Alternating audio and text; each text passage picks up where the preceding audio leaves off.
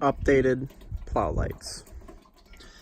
So the new SpeedTech light bar is up top, and then I got a SpeedTurtle OBD 2 plug-in thing that just literally goes in, and there's no wires, and it makes some of your factory lights flash.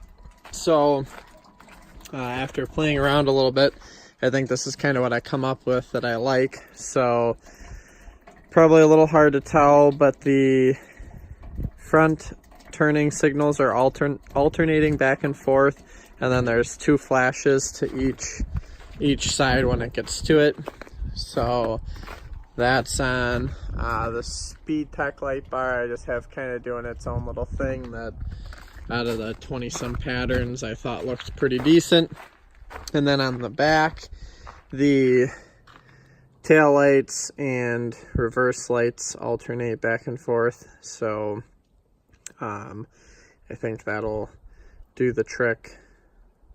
Nothing too crazy. I also, as a bonus, I suppose, get the mirror LEDs, which I will give you an update on that because I feel like that might get a little annoying plowing and dealing with that flashing back and forth, but I'll see what I can do. You can really get in with the app. You can like really program like which individual things flash and don't, so I'll be kind of curious to see after playing around a little bit how that can go. But this is just a real quick video showing the updated plow lights. The SpeedTech bar is really pretty nice, and then I think just getting a little added light in the back more than anything, because the front has a blade on it, but when I'm like backing out of driveways and stuff like that, just getting a little extra notice from the back. That way hopefully I don't get smacked while backing out of a driveway or something. SpeedTech bar is a little bit bigger. It's probably a little hard to tell, but it takes up more of the back rack than the old one did. It does have 2 more LED, like 4-pod LEDs in the middle, so that's pretty neat.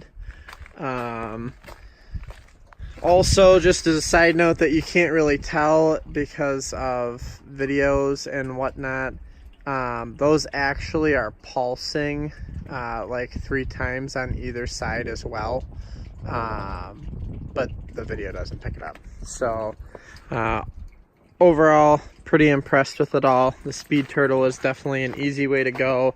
I would recommend that to anyone that was interested in making stuff flash without mounting like hideaway strobes or anything like that. That was a pretty simple task. And the software, like I said, you get a lot of programming. Just a note off of the SpeedTurtle. I'll actually get in here and close the door so it'll stop beeping. Right now I just have this temped in. This is a little tiny unit that they sent with the light bar, so we'll shut that off. Now that we're sitting in the truck, you can see it flashing off the garage on either side.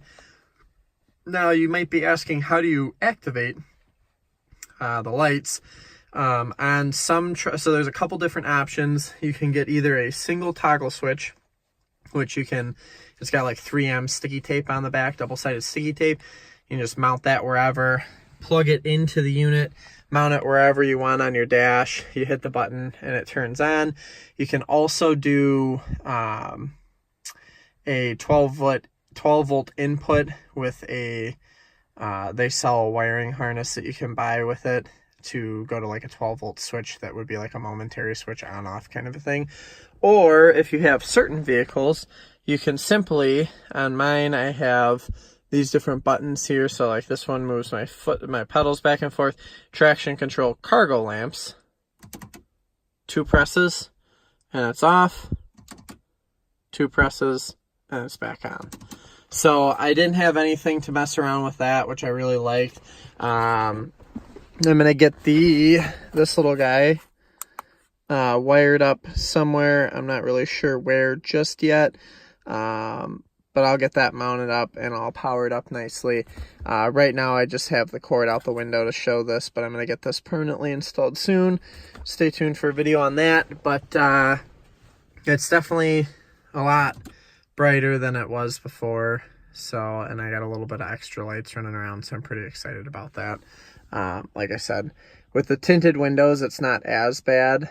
Plus I can still activate my reverse lights, and that doesn't affect, which, like you can see, actually the enclosed trailer in the back there. So, and the red LED really kind of goes away. The video is making it look a lot worse than it actually is. But I can see behind me just fine. So I guess it'll just be more or less if it gets annoying looking at the flashing red light or not, but whatever. So just a quick plow truck update. Pretty happy with how it's all turning out right now. So, but that's it. I'm calling it a night. We had too many hours in this week, so, and now everything is melting, which is super enjoyable. Groundhog did see his shadow today, which I do believe means we'll have a shortened winter and spring is on its way. So I'm excited about that. Thanks for tuning in. We're signing off.